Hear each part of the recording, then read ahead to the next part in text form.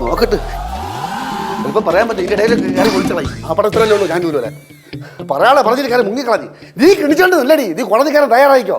ചുക്കിന് ചുണ്ണാമ്പിന് കൊള്ളാത്ത പെണ്ണായിരുന്നു. ഇപ്പൊ കല്യാണം കഴിഞ്ഞപ്പോൾ എല്ലാം പഠിച്ചോളൂ. അച്ഛാ സത്യം പറഞ്ഞാൽ ഞാനും അത്ഭുതപ്പെട്ടു പോയി ചേച്ചിയുടെ ഈ പൊതു കാര്യത്തിലുള്ള അറിവ് കേട്ടപ്പോ. പക്ഷെ അത് ബാലിനോടും ചെലവാകൂല.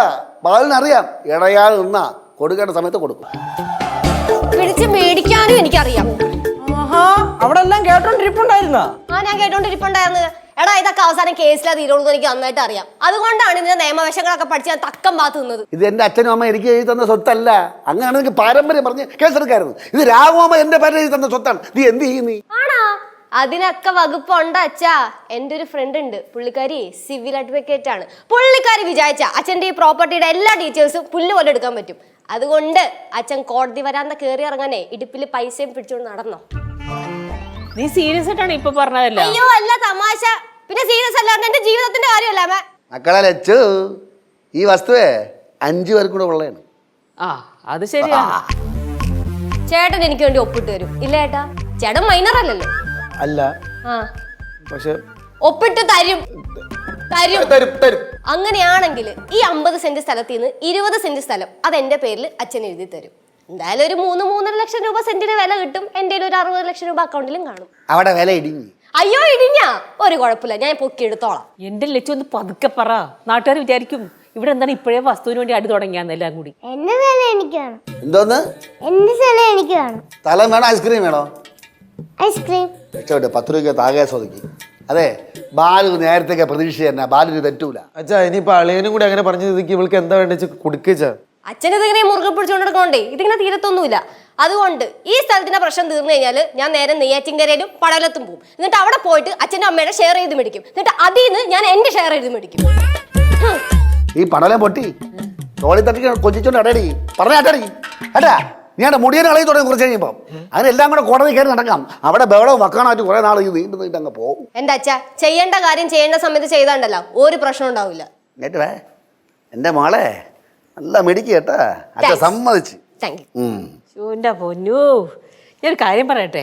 ആര് വേണമെങ്കിലും എന്തെങ്കിലുമൊക്കെ ചെയ്യും, എനിക്കൊരു പരാതിയില്ല. നിങ്ങൾ തമ്മിലുള്ള ഈ ഇടക്കിടക്കുള്ള ഈ അടി ഉണ്ടല്ലോ, അതൊന്ന് നിർത്താൻ നോക്ക്. സത്യം പറഞ്ഞാൽ എനിക്കിതൊന്നും ഇഷ്ടമുള്ള കാര്യമല്ല. പിന്നെ നിങ്ങൾ അച്ഛനെ എന്ന് കെട്ടിയോ അന്ന് തുടങ്ങിയതാണ് എനിക്ക് ഈ തലവേദന. മോളെ തന്തേം തള്ളേ കോടതി കയറ്റാൻ നോക്കണം. അപ്പോൾ അവളെ എന്റെ നെഞ്ചത്താണ് കുതിര കയറണം. നിർത്ത് മതി. ഇപ്പൊ എല്ലാരും ഒന്ന് കൂട്ടം പിരിഞ്ഞു നോക്കിയേ. നമുക്ക് ഇനി ഒരു പരിഹാരം കണ്ടുപിടിക്കാം. അത് എല്ലാം ശാന്തമായി പോകും. അമ്മ ഉടനെ രജിസ്ട്രേഷൻ നടക്കണം. എനിക്ക് പരസ്യം കൊടുക്കണം. ഈ വസ്തു വിൽപ്പനയ്ക്ക്. ബ്രോക്കർ വേണ്ട. ഈ രജിസ്ട്രേഷൻ നടക്കാൻ പോണില്ല. ഞാൻ കോടതി കയറി ഇറങ്ങി എവിടെ ഈ സ്വപ്ന പദ്ധതി ഉണ്ടല്ലോ, ഞാൻ വർഷങ്ങളോളം നീട്ടിക്കൊണ്ടേ പോകും. എന്നാ ഞാൻ അച്ഛനെ നാണം കെടുത്തു. നീ ആ നാണംകട എന്താണ് കിടക്കണ്? നാണമില്ലല്ലോ, അതുകൊണ്ടാണല്ലോ. അമ്മ ഞാൻ ലച്ചുവിന്റെ അടുത്ത് സംസാരിച്ച് നോക്കിട്ടാ, ഒരു വിധത്തിൽ അടങ്ങണ ലക്ഷണമില്ല. അമ്മ സത്യം പറഞ്ഞാൽ അവള് പറയുന്നത് സത്യാടാ. ജീവിതത്തിൽ ഇപ്പോഴൊരു ചൂട് ശുഷ്കാന്തിയൊക്കെ കാണിച്ചാലേ ഒന്ന് കരകയറാൻ പറ്റൂ. അതൊന്നും കേൾക്കാതെ ഞാൻ നിങ്ങളെ അച്ഛൻ്റെ വാക്കും കേട്ട് നടന്നതാ. എനിക്കിത് ഇപ്പം ഇങ്ങനെയൊക്കെ അനുഭവിക്കേണ്ടി വന്നു. ലച്ചുല്ലേ വരാൻ എതിര് ഫോണിൽ കൂടെ കുരുകുരാന്ന് ആരുടെ സംസാരിക്കണം. മറ്റവളായിരിക്കും, അവളെ കൂട്ടുകാർ വയ്ക്കില്ലേ, അവളെ തരികയും ആയിരിക്കും തന്നെ ഉള്ളൂ. കേട്ടില്ലല്ലോ? ഞാൻ കേട്ട്.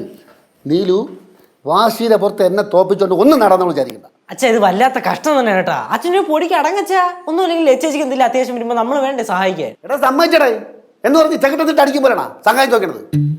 പറഞ്ഞു വാണാല് പറഞ്ഞു ജയിച്ചിരിക്കാൻ വയ്യ. എന്നാലും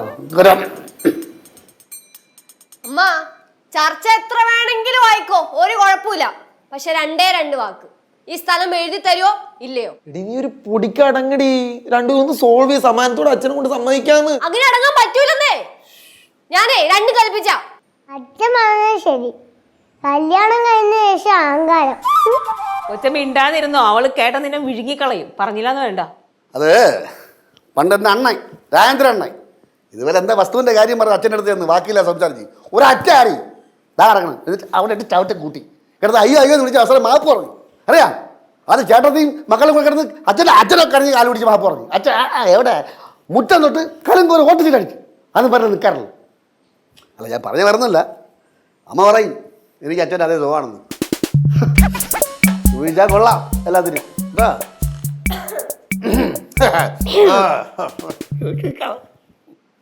ഭീഷണി ആയിരിക്കും. സത്യം പറഞ്ഞ അമ്മേ, എന്റെ അഭിപ്രായത്തിൽ ഒരെണ്ണം കൊള്ളണതാ നല്ലത്. അതാകുമ്പോ കേസ് കുറച്ച് സ്ട്രോങ് ആയിരിക്കുമല്ലോ. പിന്നെ അമ്മയടുത്തും കൂടെ ഒരു കാര്യം, മര്യാദയ്ക്ക് പടവലത്ത് പോയിട്ട് എഴുതി മേടിക്കാനുള്ളൊക്കെ എഴുതി മേടിച്ചോളാം. കേട്ടല്ലോ, എനിക്ക് എത്ര പറയാനുള്ളൂ.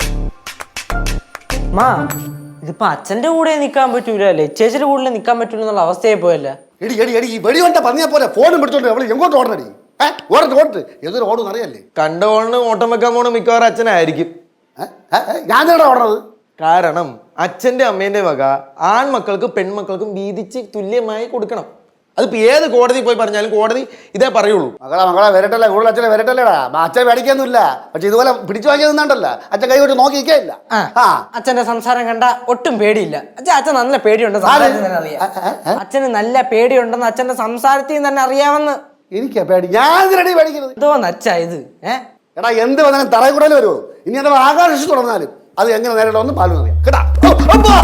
അയ്യോ, മനപ്പുറം എന്നെ കൊല്ലാൻ നോക്കുന്നു. എടി വധശ്രമത്തിന് കേസ് എടുക്കൂടി. പോയി കേസ് കൊടുക്ക്. ചെല്ലു പോ.